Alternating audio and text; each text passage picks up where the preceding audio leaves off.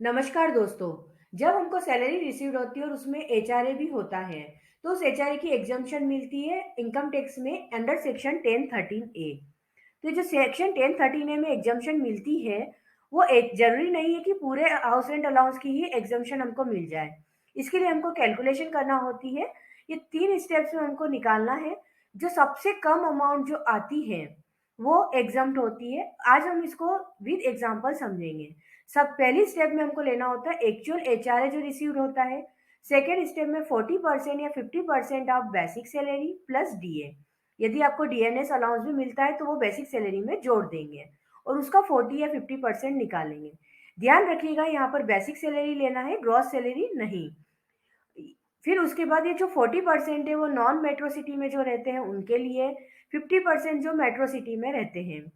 Third step में हमको लेना है एक्चुअल रेंट जो हमने पेड किया है उसको माइनस करेंगे। 10 उसमें से माइनस करना है 10% of basic salary plus DA.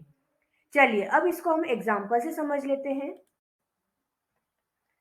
Actual HRA हमको इतना मिला है, बेसिक सैलरी इतनी मिली है, एक्चुअल रेंट पेड हमने किया है। हम ये मान के चल रहे हैं कि हम मेट्रो सिटी में नहीं रहते हैं और हमको जो डीए नहीं मिला है। चलिए अब कैलकुलेशन करते हैं। सबसे पहले क्या है, एक्चुअल एचआरए रिसीव। तो एक्चुअल एचआरए कितना रिसीव हुआ था, 1,08,000 ये ले लिया हमने। उसके बाद लेना है हमको बेसिक सैलरी का 40%। बेसिक सैलरी का 40% किसका, 4,09,560 का 40%। तो ये अमाउंट आ गई। उसके बाद लेना है एक्चुअल रेंट पेड किया। एक्चुअल रेंट हमने पेड कितना किया, 1,44,000। तो यहाँ एक्चुअल रेंट पेड माइनस क्या करना है, जो बेसिक सैलरी मिली है उसका 10%। मतलब 4,09,560 का 10% हम किस माइनस करेंगे, किस में से, 1,44,000 में से। तो क्या अमाउंट आई, 1,03,044। अब देखिए तीन अमाउंट है हमारे सामने, 1,08,000, 1,63,824 और 1,03,044। इन तीनों में से सबसे कम कौन सी है, 1,03,044।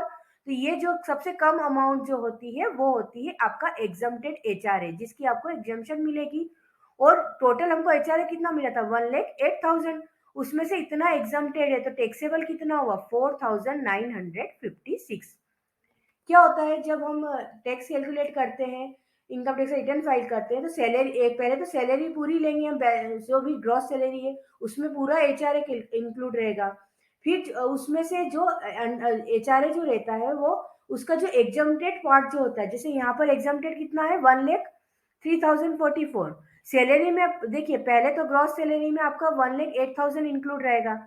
फिर उसमें से आपको अंडर सेक्शन 1013 है एचआरए की एग्जम्पशन मिल जाएगी, आपकी सैलरी को कम कर देगा 1,03,044 से। ठीक है, तो इस तरह से आप एचआरए कैलकुलेट बहुत आसानी से कर सकते हैं।